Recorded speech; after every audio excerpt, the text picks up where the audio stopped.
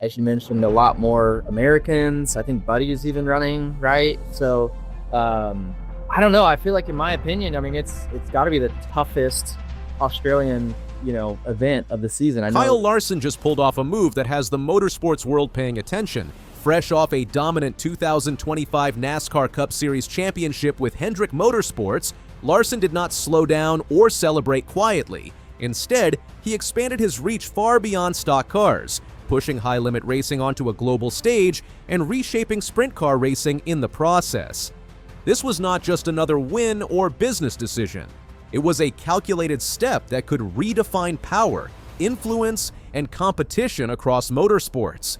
His consistency in NASCAR, particularly in an unpredictable next-gen era, is what ultimately earned him the 2025 Cup title. It was a campaign marked by highs, lows, and fierce perseverance.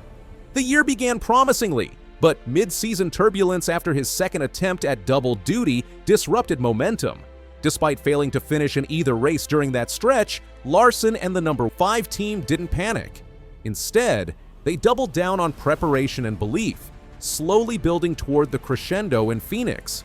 Larson later reflected, "I mean, it is incredible and crazy because, I don't feel like it was that good of a year, but I think our standards and what everybody's standards are for the number 5 team is very high."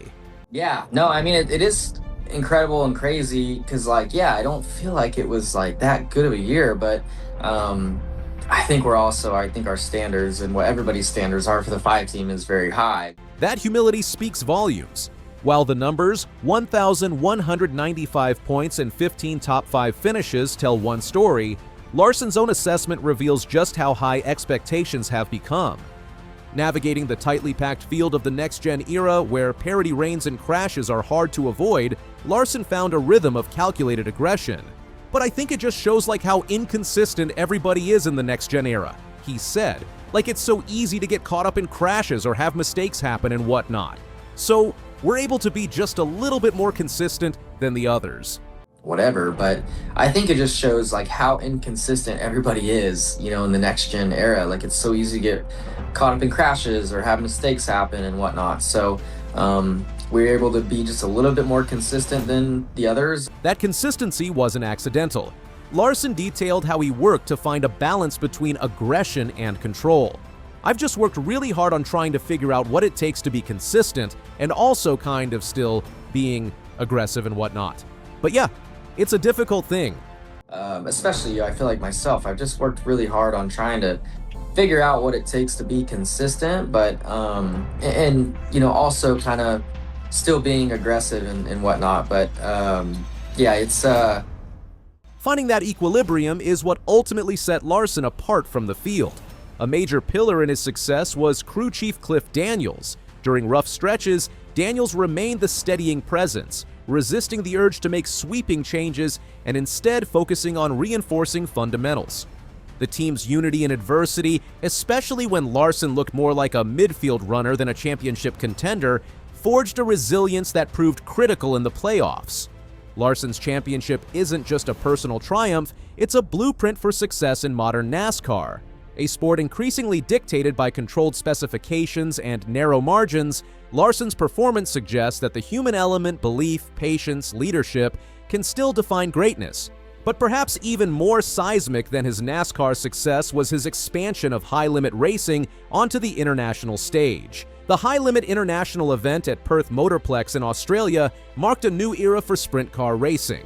With a record $100,000 winner's purse, the largest ever in Australian sprint car history, Larson turned a domestic series into a global powerhouse.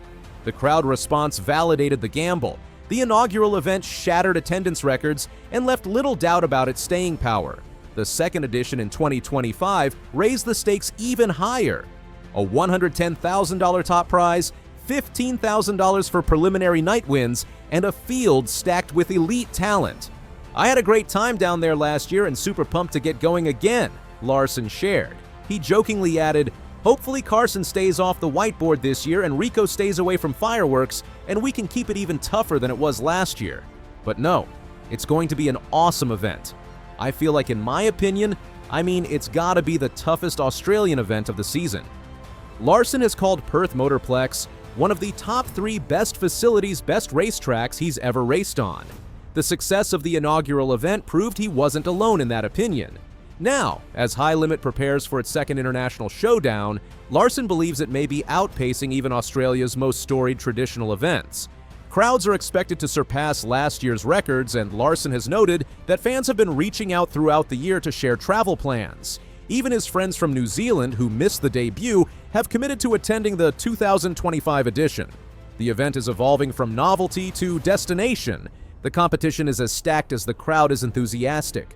Returning stars include James McFadden, Brad Sweet, and Rico Abreu. Joining them are Corey Day, Kerry Madsen, Cole Macedo, and a host of World of Outlaws standouts like Buddy Kofoid and Carson Macedo. Australia's best, Dane Kingshot, Callum Williamson, and Caden Manders complete a lineup that reads like a global sprint car all-star roster. Larson's win in the inaugural High Limit International wasn't just historic because of the prize money or crowd size, it marked his first win on Australian soil. Now, with stakes even higher and expectations ballooning, Larson will be the driver everyone is chasing. This dual success, conquering NASCAR's most grueling season while simultaneously elevating sprint car racing internationally, is what makes Larson's 2025 so transformative. He hasn't just won, he's redefined what's possible for a modern driver.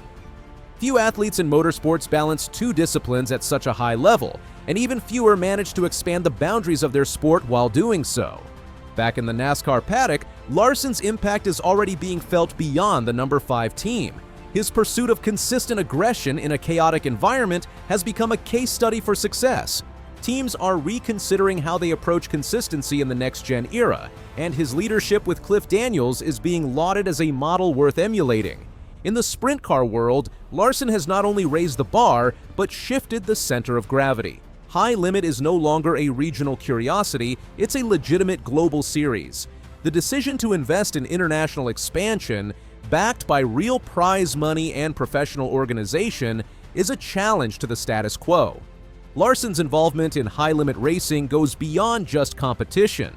As a co-founder, he plays a direct role in the series' direction and presentation. The move to Australia wasn't just a marketing gimmick, it was a calculated step toward building a more internationally engaged fan base for sprint car racing.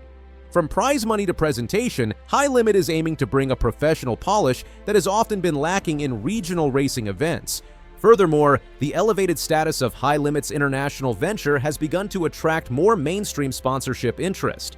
Brands previously hesitant to invest in dirt racing are now seeing High Limit as a legitimate platform with global reach. This commercial traction not only benefits Larson, but also strengthens the economic viability of the series. High Limit's success also hints at a broader trend in motorsports, the growing demand for cross-discipline competition. Larson's ability to transition fluidly between NASCAR and sprint cars resonates with fans who crave variety and authenticity. His career path offers a compelling template for other drivers looking to diversify their portfolios and tap into multiple racing communities.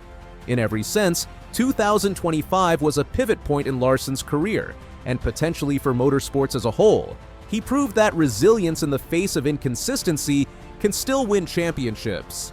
He demonstrated that calculated aggression, coupled with a deep trust in team and process, remains a winning formula even in a spec-driven era.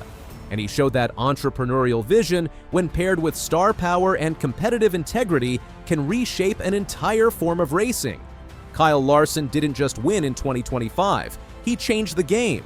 And from here, the only question that remains is, what will he change next?